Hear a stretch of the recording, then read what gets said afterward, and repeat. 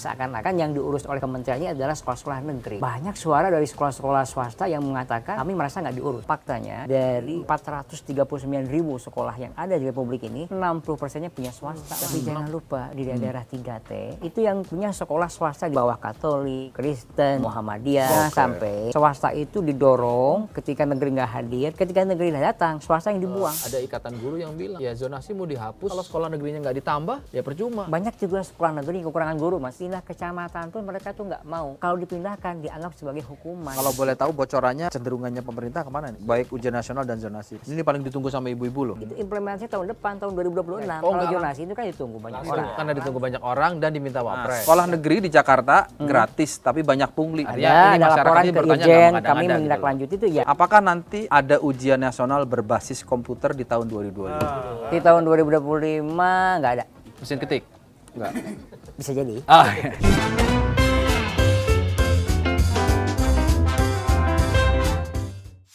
Ketemu lagi di lanturan, ngelanturnya pasti Mudah-mudahan relevan. relevan. Jangan lupa ya, like dan subscribe. Batunya nggak baru kali ini. Enggak lama. Yang baru host satunya. Oke. Mas Wamen, Siap. Mas Wamen Fajariza, Iya. Wakil Sehat Menteri ya? Pendidikan Sehat, Mas. Dasar Menengah. Iya, Mas. Dikdasmen. Dikdasmen. Kemendikdasmen. Kemendikdasmen. Dulu kan itu kan setara dirjen sebenarnya kan. Iya. Oh betul. gitu. Iya, dulu setara dirjen terus sekarang dinaikkan ya. Jadi kementerian Dan tersendiri. Kementerian Pendidikan itu dibelah jadi berapa? 4 ya? Dibelah jadi 3. Oh, 3. Kan? Kementerian Kebudayaan, Kementerian Dasar dan Menengah, sama Kemendikti Sains. Dikti dan saya. Itu kantornya jadi satu atau pisah-pisah? Masih satu komplek, Oh, komplek. beda gedung. Ada yang gedungnya masih gabung ada. Oke. Nah, tapi masih satu komplek lah. Jadi Mas Wamen ini fokusnya kemana Mas Wamen ini pembagiannya? Fokusnya ke sekolah-sekolah, nggak cuma sekolah Muhammadiyah kan, kata aku sekolah Muhammadiyah, ya enggak lah semuanya. Ini meskipun nama itu Kementerian Dasar dan Menengah, kebetulan di Muhammadiyah ada Majelis Pendidikan Dasar dan Menengah. Oh ada itu ya? Sama gitu loh. Tapi ini bukan Kementerian Muhammadiyah. Oke. Bukan Kementerian Muhammadiyah ya? Bukan. Meskipun menteri dan wamennya dari Muhammadiyah Dari gitu. Ya. Muhammadiyah. Kan ada satu lagi wamennya. Wamennya Ada satu Ada lagi. dua, Dua dua kan? ya. Dua. Oh, iya. Gitu. supaya tidak bisa disimpulkan itu menteri dan wamennya Muhammadiyah. Makanya ada wamen yang lain dari Muhammadiyah juga. Sempat ada yang tanya, ini kira-kira kalau menteri sama wakilnya di Muhammadiyah, kira-kira akan ada Muhammadiyahisasi nggak? Ada pertanyaan begitu. Akan. Saya bilang, kalau filosofi matahari itu menyinari, gitu. Kita tidak untuk menguasai. kalau di Jakarta matahari nggak menyinari mas, jualan. Jualan. Saingannya Ramayana. Aduh, iya iklan tuh ini.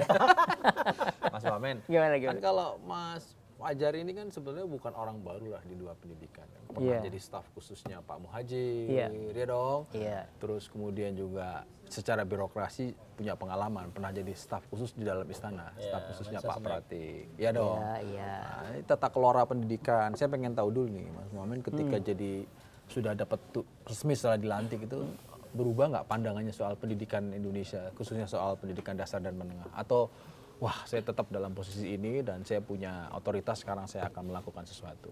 Komitmen saya tetap, Mas, dan Oke. cara pandang saya terhadap pendidikan di Indonesia juga tetap. Ya. Saya kan datang dari latar belakang aktivis ya, lama di Maarif Institute begitu, dan kita pernah jadi pengkritik lah. Kita pernah di luar negara juga gitu. Ketika saya masuk di pemerintahan di waktu itu kan tahun 2016 diminta Pak Muhajir ya jadi staf khusus beliau di Kementerian Kemendikbud Ristek oke. waktu itu. Oh, waktu itu Mendikbudristek. Iya. Ya, Mendikbudristek. Yang pertama ya. Yang pertama Pak Muhajir yang gitu pertama. ya. Kemudian habis itu kan saya pergi ke Sekretariat Negara ya. Kalau saya prinsipnya begini, kan karena saya datang di latar belakang aktivis dan kebetulan lama di organisasi keagamaan yang punya banyak lembaga pendidikan. Kita merasakan selama ini kebijakan-kebijakan pendidikan di Indonesia itu ada bias negerinya. Ada bias negerinya. Ada bias negerinya. Seakan-akan yang diurus oleh kementeriannya adalah sekolah-sekolah negeri. Gitu. Padahal iya. Banyak suara dari sekolah-sekolah swasta yang mengatakan kami merasa nggak diurus. Oke. Gitu. Ini bukan hanya suara dari Muhammadiyah, ya. karena kami udah ketemu dengan Gus Yahya, Oke. ketemu dengan Ketua Umum PGI, KWI, ya, Persis juga sama suaranya, merasa selama ini kurang dirawat oleh negara dalam konteks kebijakan pendidikan. Ya. Tuh, jadi ya semangat itu tetap kami pegang, ya karena prinsipnya itu kan ini bukan soal negeri dan swasta, Mas, soal keadilan. Ya kan, mandat kita kembali kepada konstitusi bahwa yang berhak dapat pendidikan itu bukan hanya golongan tertentu, sekolah tertentu. Ini jadi menarik nih ketika Mas Fajar mengatakan bahwa selama ini bias negeri gitu kan, seolah-olah hanya negeri yang diurus. Saya ingin mengkonfirmasi aja, bukan berarti kehadiran Mas Abdul Muti sama Mas Fajar di Kementerian Pendidikan Dasar Menengah itu untuk menjaga supaya Muhammadiyah juga diurus sama negara gitu loh. Iya, itu Iya. sejak awal setahu saya Pak Prabowo itu bahkan sebelum beliau terpilih sebagai presiden itu sudah menyampaikan, karena beliau kan suka baca, tahu juga sejarah ya, dan melihat Muhammadiyah ini punya rekam jejak yang cukup panjang. Ya. Kita merasa sekolah-sekolah Muhammadiyah bukan sekolah terbaik di Republik ini, kita sadar itu.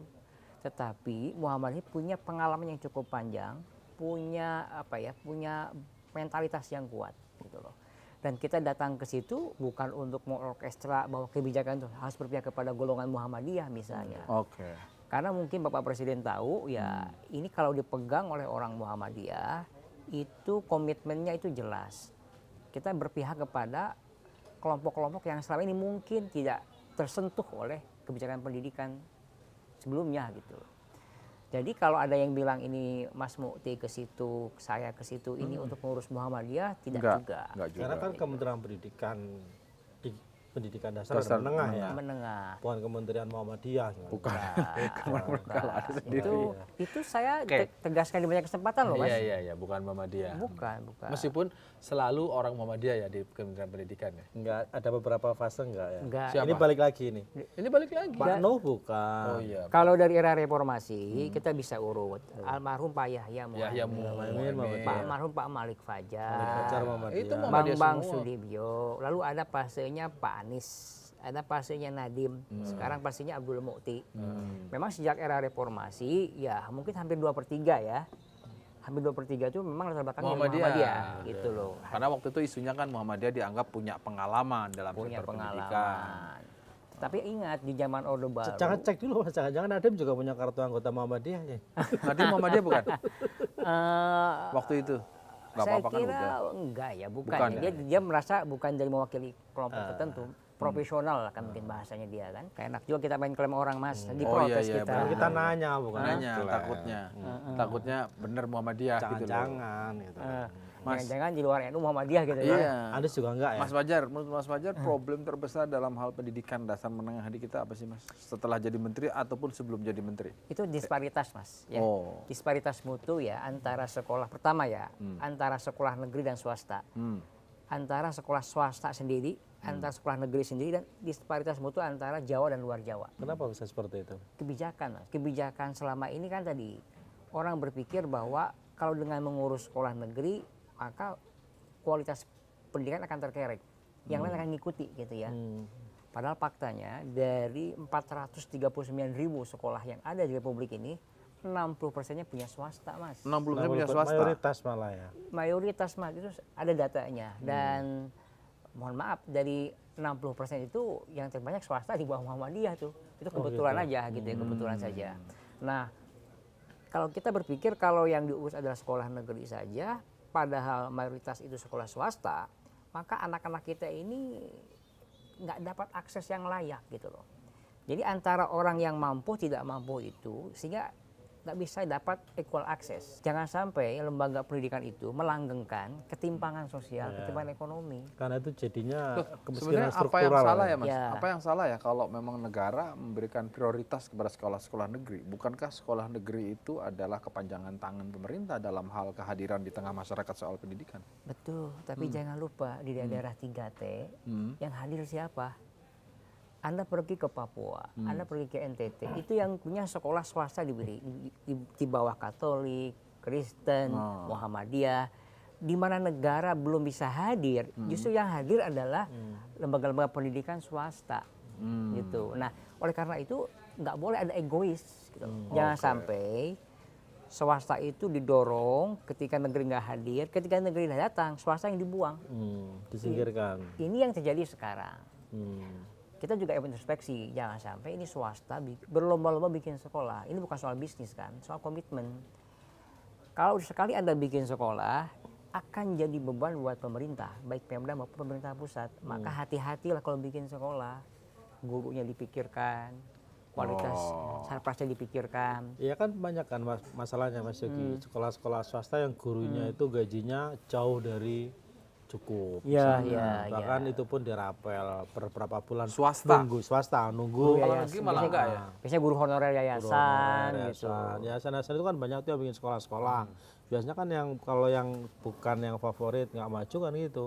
Kadang-kadang guru-gurunya itu nggak keurus gitu loh. Ya, Gajinya, Enggak, jadi sejahteraannya. saya gitu. Mas, artinya Pak Prabowo ya otomatis dalam hal ini Kementerian Pendidikan dan Menengah punya target salah satunya itu karena 60% adalah swasta, Iya. akan memberikan perbaikan pada sekolah-sekolah swasta gitu Mas, menjadi berimbang. berimbang. Ini kan soal adil itu bukan harus nggak harus sama, Oke. proporsional. Maka yang ingin kita bangun adalah di bidang pendidikan khususnya itu kebijakan yang berkeadilan. Yang elit bisa naik, gitu ya. Yang kecil bisa naik, yang besar tetap tumbuh besar, tapi nggak lupa sama yang di bawah. Justru jangan sampai nih lembaga pendidikan itu mengawetkan yang elit tetap elit, yang elit tetap elit. Ini menarik ya setelah dapat pencerahan dari Mas Riza di awal ya. Dalam kalau begini kan ternyata soal bagaimana pengelolaan dan kebijakan pemerintah terhadap sekolah negeri dan swasta dalam konteks berkeadilan gitu. Iya, iya. Tapi justru yang dipanggungkan oleh Wakil Presiden malah soal zonasi. Nah, Kita pikir zonasi ini yang paling penting, ternyata nggak lebih penting daripada itu kan. Nah, soal zonasi kan sudah kita bahas juga. Yang meramaikan soal Pak Wapres itu. Konteksnya itu kan waktu itu kami mengumpulkan semua kepala dinas pendidikan provinsi se-Indonesia sama disdik di kota kabupaten. Nah, kita minta Pak Wapres untuk memberikan arahan kan begitu. Ya. Memang salah satu isu utama yang dibahas itu adalah soal zonasi. Nah, tentu kita diskusi lah macam-macam begitu dan kita dapat masukan banyak, termasuk usulan rekomendasi kebijakannya seperti apa. Nah, kita bilang bahwa hasil pertemuan itu tentu akan kita laporkan kepada Bapak Presiden, kepada Pak Wapres juga gitu. Dan sampai hari ini belum ada keputusan soal zonasi. Bahkan Pak Presiden sudah minta kepada Pak Abdul Muti agar keputusan mengenai zonasi itu dibahas dan diputuskan di sidang kabinet. Oh gitu. Iya. Tarik. Iya, ini kan soal Padahal kan kalau bicara zonasi hanya bicara soal sekolah negeri ya. enggak juga, Mas. Enggak juga. Justru Zonasi itu gini, bisa di PPDB-nya swasta, Ya. nggak ada dong. justru yang jadi korban sekolah swasta, Mas. Oh, karena zonasi orang akhirnya. Ya, jadi Oh. kalau zonasi ini nggak diatur, nggak dikelola, itu yang jadi korban sekolah-sekolah swasta. Saya baru kembali dari Timur Tengah Selatan, Soe. TTS, ya Soe yang dingin daerahnya Di ya. NTT kan betul, dingin banget tuh Dingin, berkabut di sana. iya, di sana. Saya pikir NTT panas, Oh, di Soe daerah dingin. kayak ya, saya dingin. pernah ke sana. Nah, saya ke sana, Mas. Ada satu SMA favorit, SMA 1 di sana. Itu satu kali nerima siswa baru 12 rombel 12 rombel itu maksudnya 12 kelas. Oh, kelas. Oke, oke. Itu masih kurang karena di situ cuma satu-satunya sekolah negeri yang favorit. Di sekitar sekolah itu ada sekolah-sekolah swasta, kering siswanya, Nggak laku. nggak laku. Nah, jangan juga nanti sekolah negeri ini dalam tanda petik ya, karena nggak berkeadilan jadi predator. Sekolah swasta nggak dapat Siswa. Mas tunggu dulu, Gitu. faktornya adalah soal kualitas di mata masyarakat atau jangan-jangan karena biaya, karena negeri kan nggak ada biaya. Nah, gini Mas, pokoknya ini tugasnya pemerintah bikin regulasi kan. Alamiah setiap orang tua pingin anaknya masuk sekolah yang baik, gratis pula. Nah, gitu kan, itu semua lah alamiah. Nggak mau juga kita masuk sekolah itu bayar, nggak bagus kualitasnya, gitu. Nah, sekarang bagaimana cara bikin kebijakan yang membuat gap antara swasta dan negeri nggak terlalu jauh. Yang kedua, Itu gap apa nih? Gap kualitas, gap bayar. gap kualitas. Kualitas. Ya, Kualitas, kualitas. Kalau bayar kadang ya itu bisa gila-gilaan kalau swasta kan. Nah yang kedua itu kan tadi tidak mungkin semua anak kita terserap di sekolah negeri. Maka masuklah sekolah swasta tadi. Bagaimana sekolah swasta itu juga bisa diafirmasi oleh kebijakan negara. Dia tetap dapat siswa, tapi dapat pelayanan pendidikan yang sama baik dengan yang negeri. Caranya gimana? Ada afirmasi dari Pemda setempat. Jangan lupa urusan sekolah itu urusan pemerintah daerah, Mas. Nah itu. Sampai tingkat SMA itu provinsi ya. Provinsi, SMA, SMP, SMP, SMP, kabupaten, kabupaten kota. kota. Jadi urusan pembinaan sekolah itu ada di Pemda dan di Pemprov. Terus Sebenarnya ya, Kemendikdasmen ngapain? bikin regulasinya. Enak bener ya bikin regulasi Nah, yang duit. begitu ada Justru nggak enak, Mas. begitu ada Karena masalah nggak ada- kami yang Karena dia nggak punya tangan Iya. di daerah. Misalnya soal yang paling sederhana nih, salah satu problem di dunia pendidikan itu kan soal pemerataan guru ya. ya Soal pemerataan guru misalnya. Tapi problemnya apa Dikdasmen itu tangannya nggak sampai ke kabupaten kota. Iya. Sementara menentukan apa distribusi guru itu mereka. Oh, dinas sering- pendidikan dinas di pendidikan kabupaten kota. kabupaten kota. Nah, problemnya itu seringkali dulu ya, itu seringkali pengangkatan guru segala macam itu pun satu tadi ya, kalau di swasta adalah konteksnya karena Tapi kalau yayasan. swasta kan otonominya yayasan iya, pendidikan, yayasan. nggak perlu lagi Yang Yayasan. negeri ada juga, biasanya itu jadi komoditas politik. Jadi ada beberapa, misalnya kabupaten kota, kalau dulu ya, ini kan udah enggak. Ini ada Jelang menteri jelang yang baru. pilkada, Ini ada wamen yang baru loh. Dia enggak punya pilkadanya aturan udah baru. enggak ada lagi juga. Udah serentak. Kalau dulu kan tiap kali pilkada, nah dia berlomba-lomba ngangkat guru sebanyak-banyaknya. Sementara yang ngurusin bayarnya jadi pemerintah pusat. Anggarannya gitu. Anggarannya. ya gara-gara itu memang salah satu konsekuensi negatifnya itu adalah ada penumpukan guru di satu sekolah, di yang satu baru. lokasi. Di tempat yang lain kekurangan guru. 3T lah khususnya itu. Nah, gitu. Ini yang terjadi misalnya dengan kasus pengangkatan guru swasta yang diangkat di guru P3K yang diharuskan ngajar di sekolah negeri. Eksodus ini, Mas. Bagaimanapun guru punya hak kenaikan jabatan, kenaikan penghasilan yang baik. P3K salah satu caranya kan P3K. Begitu diterima P3K harus ngajar di sekolah negeri meninggalkan sekolah swasta asalnya. Nah, ini merepotkan sekolah-sekolah swasta. Nah, sekarang bentuk tadi keadilan kebijakan yang berkeadilan tadi Gitu ya, saya kita jadi mengusahakan sekolah guru-guru P3K yang asalnya di swasta itu Yes. masih bisa mengajar di sekolah asalnya. Di tengah timur tengah selatan itu TTS. ada sekolah kolab bangkrut gara-gara gurunya ikut P3K lalu ditempatkan di sekolah negeri. Kolab sekolahnya, Mas. Nah, kasus semacam cerita banyak juga, bahkan di Jawa. Saya jadi paham nih, pasti gini. Jadi tertarik juga ketika Mas Fajar bilang bahwa konteksnya itu adalah berkeadilan antara swasta dan sekolah negeri gitu kan? Iya, iya. Jadi saya berpikir gini, bagi pemerintah ya nomor satu prioritas adalah sekolah negeri. Karena bagaimanapun dari awal sepemahaman saya, sekolah negeri adalah sekolah yang menjadi bentuk kehadiran pemerintah di tengah masyarakat soal pendidikan. Betul. Nah, tapi ternyata emang swasta juga jumlahnya banyak. Karena problemnya pemerintah juga belum bisa menyediakan pendidikan secara Nah, ini menyeluruh. kaitannya dengan ada ikatan guru yang bilang bahwa ya zonasi mau dihapus sebesar apapun kalau sekolah negerinya nggak ditambah ya percuma. Nah, sementara dari pandangannya Mas Fajar kalau saya nggak salah menangkap ya, justru supaya terdistribusi nggak cuma fokus ke negeri, bisa juga sekolah swasta gitu kan? Banyak juga sekolah negeri kekurangan guru, Mas. Sekolah negeri kekurangan guru. Banyak, Mas. Tadi itu Oh gitu. makanya kami mendorong namanya redistribusi guru. Bukan hanya dari negeri ke swasta, dari negeri ke negeri pun harus dilakukan Antar daerah. antar daerah. Orang itu mau ngajar hanya di sekolah terdekatnya. Pasti itu manusiawi. Jangankan pindah kabupaten, pindah kecamatan pun mereka tuh nggak mau. Kalau dipindahkan dianggap sebagai hukuman. Apalagi pindahnya ke Indonesia Timur. Nah itu, Mas. Jadi ini problemnya memang lumayan pelik karena apa? Kebijakan itu ada di Pemda dan di Pemprov. Mereka juga ada konteks politik lokal lah ya. Kita tahu habis pilkada mereka ngapain juga tuh soal dinas, soal guru. Nah, kami mencoba meminta kepada kepala dinas dan katakanlah kepala daerah agar di sekolah yang kelebihan guru, tolong didistribusikan ke yang kekurangan. Tapi kan nggak segampang itu, nggak kayak bukunya berlebihan pindahin gitu. Nah, Ini itu kan menyangkut dia betul tadi, ini butuh political will ya, dan juga kesadaran dari para guru. Harusnya guru itu kan diangkat siap ditempatkan dimanapun.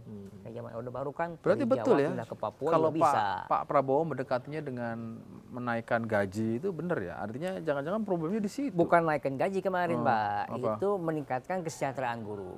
Jadi Oh, ini nggak harus melulu gaji ya? Nah, jadi bicara kesejahteraan guru komponennya banyak. Gaji pokok, sertifikasi, tunjangan profesi, sama tambahan penghasilan, tamsil istilahnya itu. Oh. Kalau yang dimaksud Pak Prabowo itu apa ya? Artinya kan tambahan gaji. Tunjangan profesi. Tunjangan profesi. Kami kalau bicara sejak awal Pak Prabowo itu bilang meningkatkan kesejahteraan guru, bukan gaji loh Mas, kesejahteraan guru. Nah kami di Kementerian Pendidikan sesuai dengan kewenangannya menerjemahkan kesejahteraan itu berbasis sertifikasi. Kan itu udah lama sebenarnya kebijakan sertifikasi itu. Itu zamannya Pak SBY, betul. Nah, yang disentuh waktu itu adalah guru ASN. Yang kemarin betul-betul baru kami sentuh adalah guru non ASN. Kalau yang dimaksud presiden itu formulasinya gimana sih? Artinya yang ASN atau non ASN atau keduanya? Stresinya di guru non ASN. Jadi selama ini kan guru non ASN ini kurang diperhatikan lah dalam tanda petik ya. Karena kalau guru ASN lumayan dapat perhatian ya. Nah, makanya ketika kami yang belum diangkat lah istilahnya gitu kan. Ya, guru non ASN ini kan banyak juga yang sudah tersertifikasi gajinya mau gaji tunjangan profesinya 1,5 juta. Kemarin kan dinaikin 500.000. Banyak yang bilang kok cuma 500.000. Nah, coba Anda tanya ke guru-guru di daerah, uang 500.000 itu sesuatu banget. Apalagi yang kemarin kita akan berikan itu kan ke 600.000 orang lebih. Total anggaran yang digelontorkan itu kan sekitar 16,67 triliun. Itu kan bukan angka kecil pada konteks ekonomi sekarang yang kita juga nggak terlalu gampang, nggak terlalu susah misalnya kan. Saya kaget juga. Jadi yang diminta ikatan guru, ya pernyataan ikatan guru kan analoginya adalah ya kalau zonasi dihapus, konteks soal zonasi ya, zonasi dihapus lagi. tapi sekolah negeri nggak ditambah ya percuma. Padahal ternyata yang terjadi situasinya adalah banyak sekolah negeri yang kekurangan guru juga. Banyak mas, banyak. Bisa dicek kok. Bisa dicek. Ya karena itu mas, karena tidak terjadi penumpukan, tidak merata.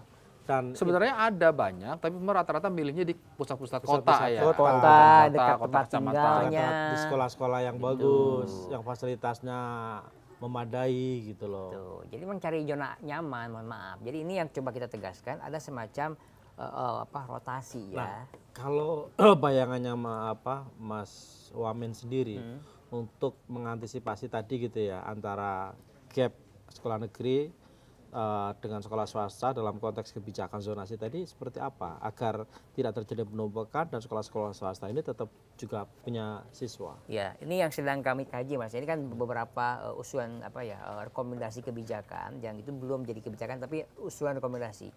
Pertama misalnya dalam PBDB nanti misalnya bagaimana sekolah-sekolah negeri yang jadi favorit atau tujuan utama itu menjadikan sekolah swasta di sekitarnya sebagai mitra. Ya. Sehingga ketika misalnya ada peserta didik yang nggak tertampung lagi, itu bisa diarahkan ke sekolah swasta terdekat. Tetapi sekolah swasta juga harus berbenah gitu loh, supaya ini dia mutunya makin membaik mendekati sekolah negeri yang tadi, gitu loh. Nah termasuk ada kemungkinan bisa nggak sekolah bagaimana mengkatrol yang swasta tadi bisa agak cepat naik mendekati yang negeri tadi, misalnya ada semacam afirmasi dalam bentuk subsidi atau insentif dari Pemda. Ya, supaya sarpasnya bagus, gurunya bagus, gitu loh. Karena kalau tanpa insentif itu, ya swasta juga susah ngejar yang negeri. Gimana orang tua mau merelakan anaknya di sekolah swasta yang kalau sarprasnya nggak bagus, gitu, kualitas mas. gurunya kurang bagus. Ya. Jadi solusinya bukan menambah sekolah negeri ya, itu bukan solusi mas. tapi meningkatkan kualitas sekolah-sekolah swasta itu. Ya, iya. Kalau bicara sekolah SD udah cukup banyak, SMP. Nah yang kurang justru mas, sekolah SMA, SMK banyak kecamatan, hampir 300 lebih kecamatan di Indonesia ini yang belum punya sekolah SMA dan SMK. Makanya Takim ini SMP-nya 6 tahun. Karena mau ke SMA nggak ada SMA, balik lagi di SMP kelas 1. Makanya udah khatam itu ya. Iya. Bolak-balik. Mas, kalau Kemendikbudrismen itu Kemenkonya siapa? Pak Pratik sekarang. Pak Pratik. Pak Pratik no. Nah, Kim katanya mau nanya masuk dari Pak Pratik atau dari temen lah, berarti masih temen lah. Loh, ya bosnya lah Oh iya masih, ya kan. Tadi mau nanya apa? Iya, sama Mas Fajar ini gitu loh. Saya mau nanya apa tadi? Kok tadi kayak mau nanya sekarang nggak jadi, kenapa? Iya. Agak enak ini. Jadi Mas Fajar ini masuk jadi wamen itu jalurnya lewat mana nih mas? Kan semuanya ada jalurnya tuh, jalur parpol segala macam mas. Jalur Muhammadiyah. Kita jalur 1912 lah. Oh iya, Muhammadiyah. Bukan Pak Pratik ya? Hah? Bukan Pak Pratik. 1912 lah. Itu permintaan langsung Pak Prabowo kepada Pak Haidar Nasir, siapa yang akan direkomendasikan. Oh, jadi jalurnya ketum ya, bukan sekjen kalau ya? Kalau di Muhammadiyah terpimpin mas. Oh, oke. Semua satu pintu. Semua satu pintu. Ya kan nanya. Iya makanya aku juga penasaran ketum atau sekjen. Satu karena kabarnya ada satu jalur lagi gitu. Oh siapa? Jalur kultural. Muhammadiyah juga. Kultural itu. Ada 3. Ada 3. Tapi kalau kita ngeri sih ya, emang pendidikan ini nggak buat kita tuh aku agak prihatin kenapa gila ini udah dari bertahun-tahun dan selalu ada isu soal ganti menteri, ganti kebijakan, ganti kurikulum. Apalagi sekarang kurikulum Kurikulum itu ganti ya, Mas? Kan udah ganti rezim, merdekanya dibuang kayaknya nih. Yang pasti sampai detik ini hari Ganti ini kurikulum apa? Setelah merdeka belum sangat ada merdeka. perubahan, belum ada perubahan. Setelah Nah, kurikulum kalau merdeka, gitu pandangan Mas Fajar soal kurikulum merdeka gimana? Ini kan kita juga bikin evaluasi panjang ya soal ini. Nggak usah takut-takut Mas, nggak apa-apa. Mas Nadiem nggak apa-apa. Iya, kita gini, setiap kurikulum pasti punya kelebihan dan kelemahan. Kita sadar itu. Kalau kita bicara kurikulum sebenarnya Mas, dulu ada CBSA, ya, KTSP, siswa belajar aktif, ya kan? ya. KTSP, K13, sekarang kurikulum merdeka itu ada plus minusnya. Tapi semangat dasarnya itu berorientasi kepada siswa kan, begitu. Nah, ini kan yang diinginkan oleh kurikulum merdeka ini kan siswa sebagai pusat proses pembelajaran, begitu. Nah, tentu ini dalam implementasinya perlu melihat heterogenitas konteks kita, ya.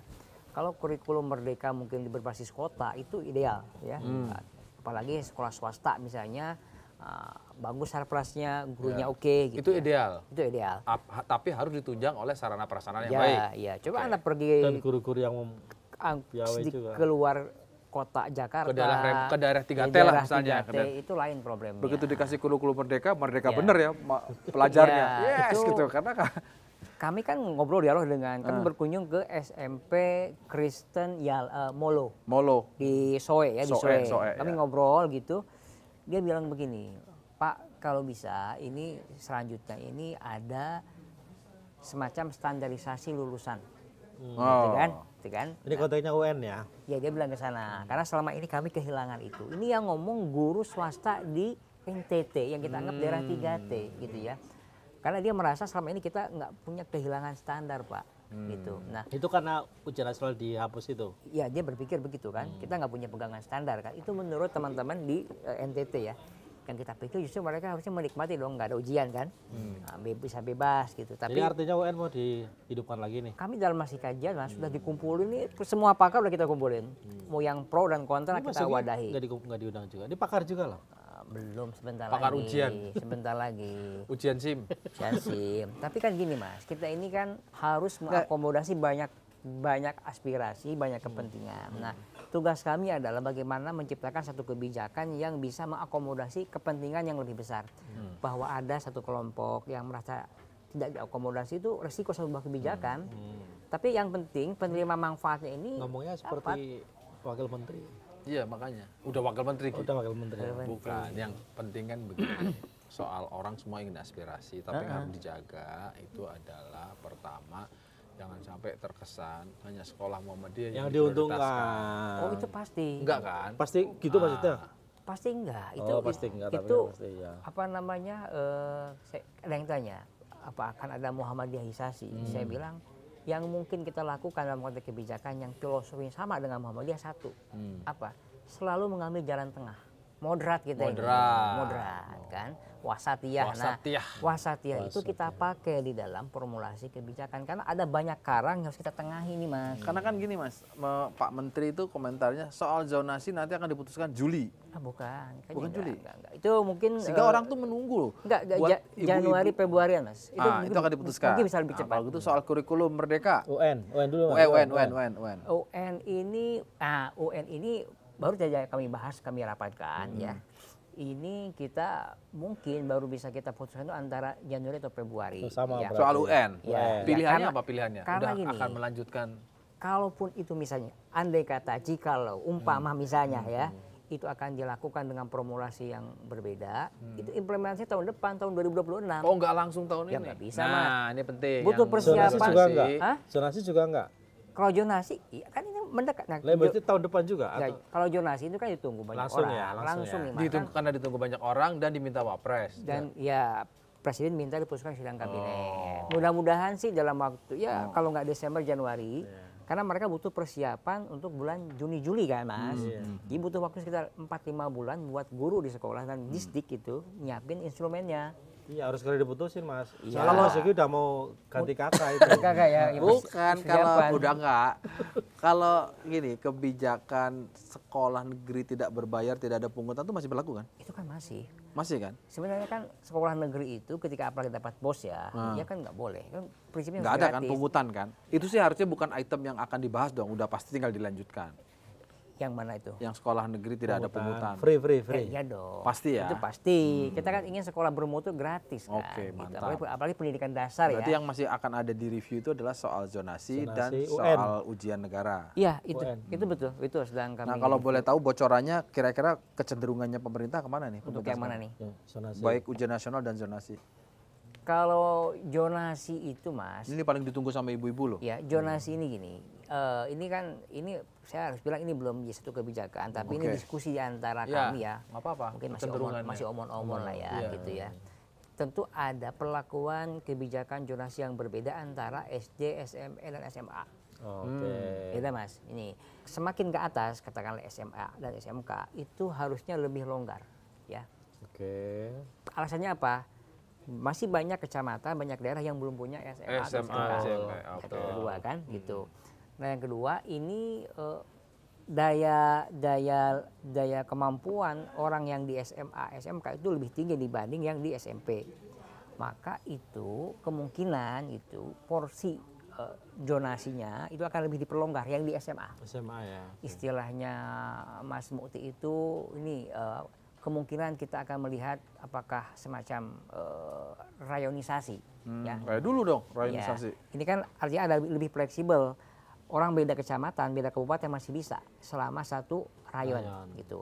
Tetapi itu akan berbeda dengan di level SMP apalagi SD. Ya, karena SD lebih banyak kan Ya, sekolahnya. gitu Mas. Jadi itu yang kita anggap semacam Kalau penyesuaian ujian zonasi. negara apa yang jadi concern dari pemerintah sekarang soal ujian negara? Apakah melihat sistemnya bahwa nggak perlu lagi diuji pada saat di akhir atau ada pertimbangan lain? Kalau Pak JK kan bilang ya harus ada standar. Kenapa ujian negara dihilangkan? Bagaimana kita tahu kualitas kalau memang ternyata ujian negara? Kalau Pak JK mantan Wapres. Itu kita kan kembali ke regulasi ya bahwa ini peserta didik ini ada standar, ada kompetensi akademik yang kompetensi diukur kan akademik, ya. begitu. Nah memang yang melakukan itu bisa individu, bisa lembaga mandiri, bisa pemerintah. Nah UN yang dulu dilakukan itu kan dilakukan oleh pemerintah gitu ya. Sekarang apa bentuknya? Nah kami ini mencoba meramu semua aspirasi dan kita akan mencoba satu titik tengah mas, titik tengah ya. Karena dulu kritiknya itu juga UN itu juga nggak fair mas. Kenapa? Bagian pakar pendidikan itu nggak fairnya karena kan kualitas pendidikan di masing-masing wilayah itu kan beda-beda. Iya. Tergantung kualitas guru, sarprasnya juga gitu loh. Iya. Tapi yang mereka dapat beda. Tapi kenapa diukur dengan alat ukur yang sama gitu loh antara Jawa dengan Papua? Oke, ya. Gitu loh. Dia dapat materi ajarnya berbeda, sementara ujiannya serempak dibikin sama, standar dan yang sama gitu loh alat ukurnya. Nah itu UN itu harus bersifatnya itu tidak paksaan ya, itu opsional pilihan ya. Tuh yang Sunnah lah ya. Ya sunnah. Yang kedua itu mungkin nanti kalaupun diperlakukan itu untuk di level kelas 12. Kelas 12 tahu nggak? Ya Itu kan? SMA lah ya. Ya SMA. Kenapa? Ini Pikir dulu. sebagai ukuran, sebagai bukti orang masuk ke perguruan tinggi. Ingat kan ada kejadian yang sempat viral kemarin, ada anak kita nggak bisa diterima di sekolah di Jerman. Karena alasannya apa? Kita nggak punya standar, nggak ada ujiannya, sehingga nggak bisa masuk sekolah nggak diakui di Jerman. Ada jasanya nggak ada, nggak ada jasanya gitu ya. Ya gitu kan, karena nah itu hanya kita evaluasi mas gitu. Kemungkinan besar kalaupun ada formulasi UN yang dimodifikasi nanti itu sementara untuk di kelas 12. Ya. Tapi itu bukan kemungkinan, bukan penentu kelulusan. Mas Wamen, Salah satu aja. Mas ya. Wamen Iya. sadar nggak? Kalau kita sih melihat, ya mungkin juga melihat ya, bahwa sekarang ini orang tua, masyarakat ya, kalau untuk pendidikan SD, SMP, SMA, kalau kuliah saya belum terlalu melihat lah. Itu keterlibatan orang tua luar biasa loh. Makanya kan selalu ribut. Kalau udah soal jadwalnya PPDB, itu ibu-ibu itu bisa luar biasa. Itu Iya, jadi iya. pembicaraan di semua Iya, platform sosial media. Iya. Maksud saya kan kalau ngelihat pidatonya Pak Prabowo yang segera ingin memberikan quick win, segera ingin memberikan apa nih jangka pendeknya untuk menyampaikan keluhan-keluhan, salah satunya di level pendidikan, di pendidikan dasar menengah ya soal penerimaan itu kan. Apa yang kira-kira nggak dipikirkan short, yang cepat gitu loh. Oke, zonasi nggak ada, sekolah negeri tetap gratis, sekolah swasta gratis, terutama Muhammadiyah. Misalnya, ini contoh aja. Kalau nanti ya, mungkin nggak sih, kan sekarang tuh jadi orang tuh pengen butuh cepet gitu. Nah gini Mas, itu tentu ya antara, mohon maaf kan ada istilah beda antara orang ketika berkampanye, beda ketika orang memerintah. Gitu. Kan gitu. Oh beda ya? Beda ya. Itu udah jadi ada umum lah dalam politik kan. Itu. Hati-hati loh Mas. Ini maksudnya jadi siapa Prabowo Gibran? Bukan. Ketika itu janji kampanye, diformulasikan dalam sebuah kebijakan, ada hal-hal teknis harus dipertimbangkan soal birokrasi. Tapi ketika pemerintah mempertimbangkan banyak hal gitu. Itu hal yang teknis karena kami saja kalau bicara satu kebijakan harus ngomong dengan Kemenpan RB, ngomong dengan BKN, ngomong dengan Kemenq. Ini lintas loh Mas, lintas. Tapi kan itu udah selesai, udah 2 kali retreat kan udah aman itu. Selesai lah ekosektoral. Betul, selesai. Tapi di level teknis ya, itu di level eselon 1, eselon 2 itu kita harus ngomong jelas gitu Mas. Dan itu masih ada ego sektoral? Sekarang itu relatif lebih baik ya. Kita ini gara-gara retreat tadi di Magelang. Iya kan udah latihan baris berbaris bareng. Komunikasi. Gini, menurut Mas Fajar sampai level menteri dan wamen karena ikut retreat aman. Ke Tapi bawah kan aja. yang kerja dirjennya belum, berarti akan ada retreat untuk dirjen. Itu urusan menteri masing-masing. Misalnya tugas menteri masing-masing. Supaya nggak ada. Bagaimana menyolidkan birokrasinya sebenarnya. Tapi gini, kami bisa pastikan. Tapi aku tertarik gitu loh. Iya kan? Kita harus sama-sama paham lah antara janji kampanye dan realitas itu beda. Nah, itu kan kita harus realistis di situ. Cuma yang paling penting komitmen itu tidak bergeser. Misalnya soal quick win di pendidikan. Ini kan kebijakan mereka ini jangka panjang dan bisa berdampak luas ya. Kita nggak bisa juga gegabah. Misalnya karena desakan publik harus cepat, kita melakukan itu enggak. Kita ada hitungannya gitu loh Mas. Sehingga jangan sampai diambil satu kebijakan. Hanya gara-gara desakan publik. Ya kan pernah juga ada beberapa kejadian yang lalu loh ya. Baru keluar satu kebijakan, hitungan hari direvisi, diralat. Yang lalu itu siapa maksudnya? Dulu zamannya. Ya, entah berantah yang lalu lah kan. Itu kan soal dulu mungkin Jokowi maksudnya. Jokowi. Menterinya. Oh, menterinya. Itu kan ada tuh kebijakan. Ya, intinya ingin matang tapi juga harus dipertimbangkan tingkat harapan publik. Ya betul. Tinggi sekali betul. nih. Nggak gampang. Orang mau masuk SD, SMP, SMA tuh mereka inginnya gini. Dapat kualitasnya sekelas swasta yang bagus, tapi kebijakannya nggak ada bayar. Semua juga pengen begitu kan. Betul. Nah sementara kalau mengandalkan swasta yang bagus kepada orang yang mau bayar ya segelintir lah dalam struktur kita sekarang kan. Jadi kalau bicara soal aspek keberpihakan negara kepada pemerintah, makanya tadi saya berkali-kali sebetulnya ya perbanyak guru negeri, perbanyak sekolah negeri gitu kan. Swasta kalau emang dianggap baik dan sebagainya ada di sekitar wilayah ya disubsidi kan. Dipanggil lah Muhammadiyah, NU, Persis, ini saya kasih dana langsung, dana alokasi presiden. Belum ada sih dana alokasi presiden. Ya kan dananya juga udah gede Mas, 20% dari paling besar. Maksud saya gitu Mas, yang gitu-gitu di atas kertas. Di atas kertas. Yang gitu-gitu tuh harus menurut saya harus juga dimunculkan. Saya pernah nggak tahu aja sih. Biar tahu juga yang nonton. Di atas kertas saja ya. Karena bukan yang dibagi Mas, dananya kan dibagi. Yang dikelola oleh kami sekarang ini hanya 33,5 triliun. Jadi dana pendidikan tetap 20%, tapi dibagi ke semua kementerian lembaga yang ada yang terkait soal pendidikan. Termasuk pelatihan. Kementerian Agama dapat. Padahal ekspektasi pendidikan tuh sorotannya kepada kami. Khusus Kemendikbud ya. Kemendikbudrismen. Mas kalau gitu kan ternyata masih proses ya menurut Mas Wamen itu masih proses. Saya tuh membayangkan ya ini mewakili penonton mungkin. Ingin segera ada kebijakan yang praktis dan kemudian diumumkan seperti halnya Pak Prabowo mengumumkan kenaikan UMP 6,5%. Gitu-gitu. Sudah kan Mas. Apa? Sudah pertama ada 3 nih ya. Pertama adalah pengumuman soal kesejahteraan dengan kenaikan tunjangan profesi guru non ASN. Itu guru ya. Itu clear ya. Clear.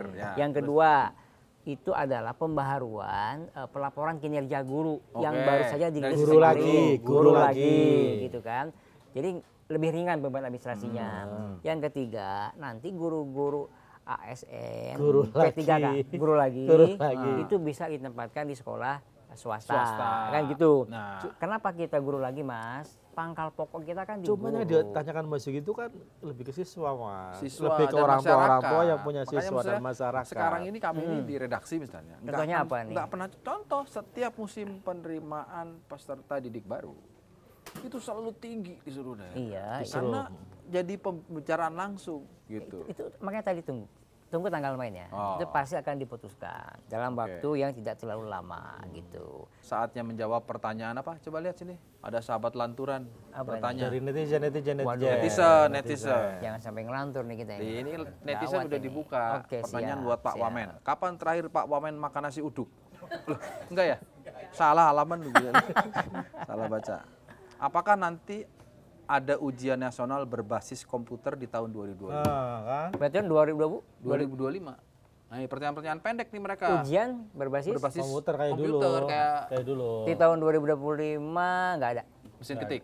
Enggak. Bisa jadi. Ah, Kan tapi dulu enggak mah. ada ya? Enggak ada ya? Ada. Oke.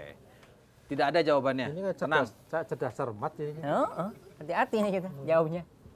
Ini gimana sih nutupnya? Nah, sekolah negeri di Jakarta gratis tapi banyak pungli. Nah. Bener yang nanya siapa nih? Wah. Yang nanya Ana, IP-nya.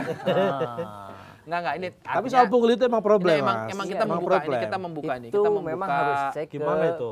saya ke dinas pendidikan di Jakarta ya. Tapi Pak Wamen mendengar kan suka ada pungli. Artinya ini Ada masyarakat laporan ini ke bertanya Irjen, nggak kami mengada-ngada gitu menindaklanjuti itu ya. Saya kira nggak cuma di Jakarta ya, kasus pungli-pungli Waduh, di sekolah di itu. banyak tempat sih, Lah, Mas. iya. Ya, banyak tempat. Jadi satu tadi pertanyaan netizen penting nih. Tahun 2025 tidak ada lagi ujian nasional berbasis komputer ya. Nggak ada, katanya mesin ketik. Enggak ada. Ada. Oh, 2025 loh ya. Yang tanya tolong dihafali mukanya Mas Wamen. Coba cermati. Ini nggak kampanye loh ya, Ini nggak kebijakan. kampanye, ini kebijakan dan melegakan. Tolong didukung Mas Wamen ini. Terus ini pertanyaan lagi dari Jema Peledian. Udah Mas nggak usah dibacakan. Nggak usah, langsung pertanyaannya. Oke. Apakah nantinya materi PKN tingkat SD akan dikaji lagi? Materi yang diajarkan cenderung diulang-ulang. PKN. Ya, yang itu kita PKN sedang tuh, pendidikan kewarganegaraan. Keluarga, kalau kuliah dulu kewiraan. Kewiraan. Kewiraan. Itu Emang fokus. lu kuliah? Hah?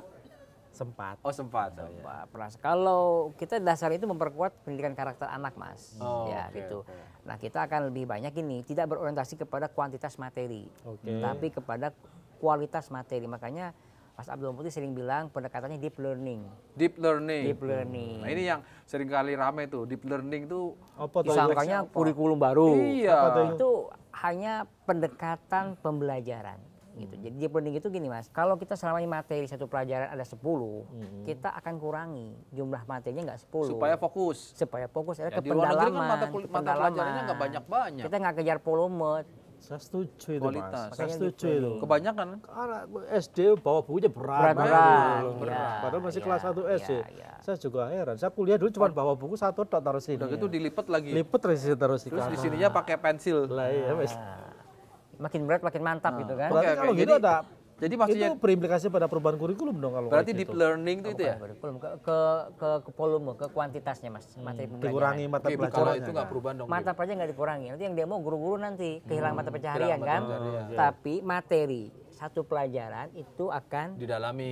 dikurangi lebih ke pendalaman. Jadi misalnya satu hari yang dulunya Silabusnya, 7 silabusnya. jadi 2. Silabusnya apa, lima. dikurangi, Ya, silabusnya ya, dikurangi. ya, ya. Gitu Orientasinya kan. ke pendalaman materi bukan ke kuantitas materi untuk satu mapel. Karena Itu kalau penting, menghilangkan mata pelajaran, Mas, berarti ada guru yang akan kehilangan ini. Mas, bagi Mas Wamen, pendidikan itu pendidikan yang orang banyak bilang pendidikan itu harus berguna, bukan hanya bicara soal prosedural, Iya, iya. bukan hanya bicara soal tata kelola, Iya, membuat aturan, bermanfaat lah. sertifikasi, tapi begitu bermanfaat itu menurut pandangan Mas Wamen dan tentu Pak Menteri juga mewakili Kementerian Dikdasmen, seperti apa sih Mas? Sudah ada rumusan nggak yang kira-kira hari ini kan gini, orang akhirnya jadi gini, jadi kehilangan semangat, nggak kurang-kurang ya sekolah, orang dengan pangkat gelar, belum lagi yang kehormatan-kehormatan kan, profesor-profesor, dokter-dokter Tapi ujungnya kehormatan. korup-korup juga. Tapi yang terjadi, yang korupsi masih tinggi, kegiatan tindakan-tindakan amoral masih tinggi, terus jadi seolah-olah ngapain ya pendidikan, gak ada solusinya. Padahal kalau kita ngelihat yang disebut dengan the great teacher di Cina abad ke-5 sebelum Masehi ya. Itu kan yang disebut Konfusius itu kan mengatakan ya pendidikan itu simpel, dia berguna aja buat masyarakat, jadi solusi gitu. Itu kan kalau kita ada pepatah dari seorang tokoh Tan Malaka ya, bahwa fungsi pendidikan itu kan mempertajam kecerdasan, kemudian itu mengasah kepekaan hati gitu kan, dan juga ketajaman jiwa ya. Sebenarnya itu ya. Ini Muhammadiyah Kiri nih. Ya, ini kan yang dikutip Tan Malaka. Tan Malaka. Tan Malaka orang Sumatera Barat. Sumatera Barat. Nah, kalau Sumatera Barat kan kulturnya kita tahu kan. Kita tahu, ya. Jadi sebenarnya kalau kami ya, pendidikan itu kan memanusiakan manusia prinsipnya. Yang kedua itu bagaimana dia punya karakter yang kuat ya. Nah, kita mengembalikan kepada itu, hakikatnya pendidikan itu apa? Ya.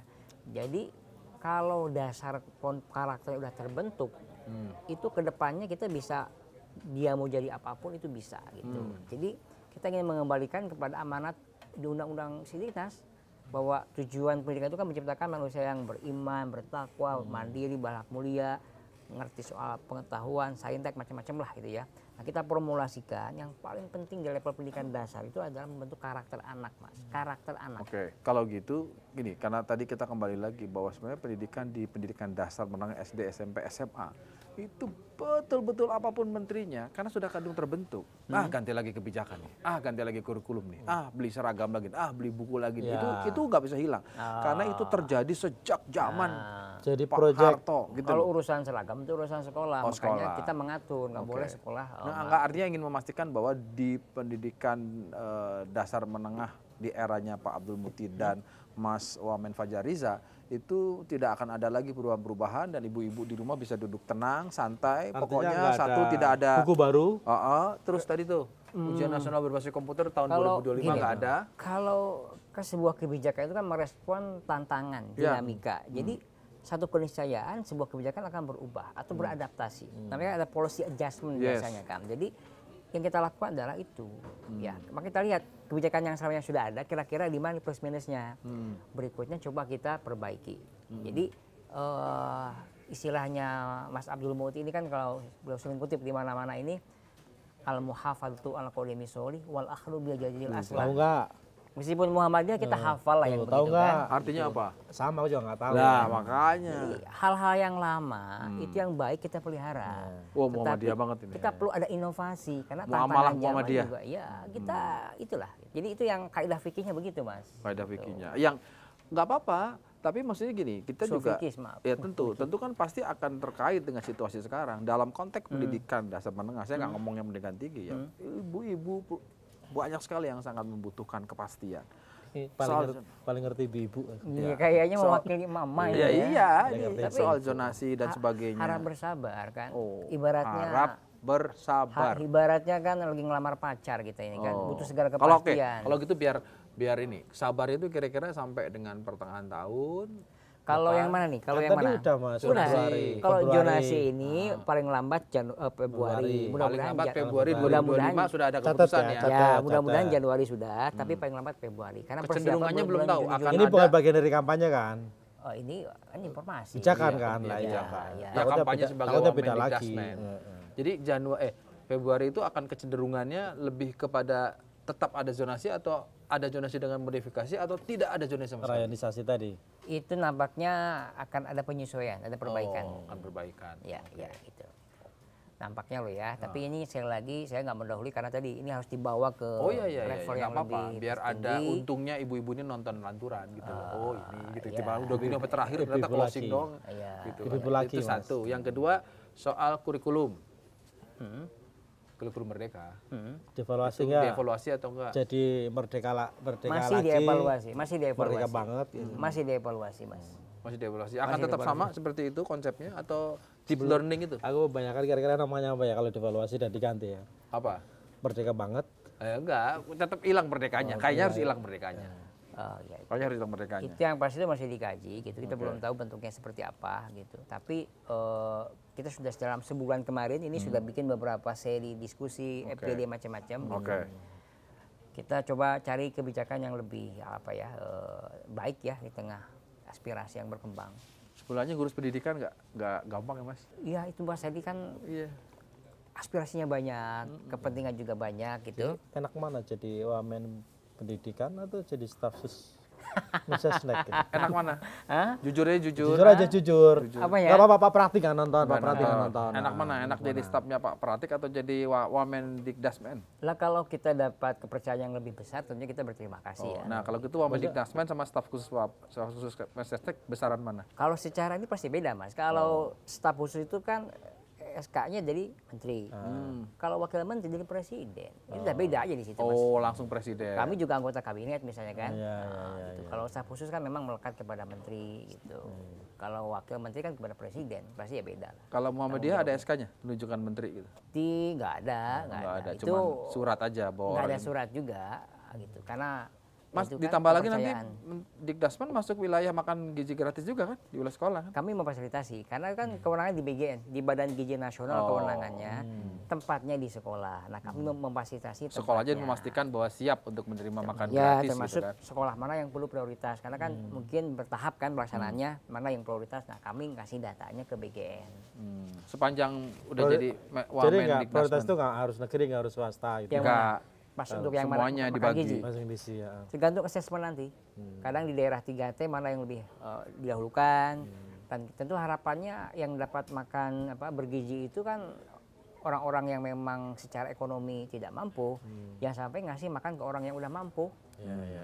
Jadi jangan sampai tadi orang kaya itu makin kaya, ya orang miskin makin miskin. Kita jangan sampai begitu. Kayaknya suka dengerin lagunya Roma juga. Kayaknya begitu. Mas terakhir ini terakhir. Kapan kontak Pak Pratik untuk yang Baru minggu yang lalu ketemu beliau di acara rapat kabinet kemarin, di sidang kabinet paripurna kan, ketemu biasa lah. Ya kan gitu. udah jadi sama-sama anggota kabinet Mas. enggak maksudnya sekarang. pernah ditanya apa?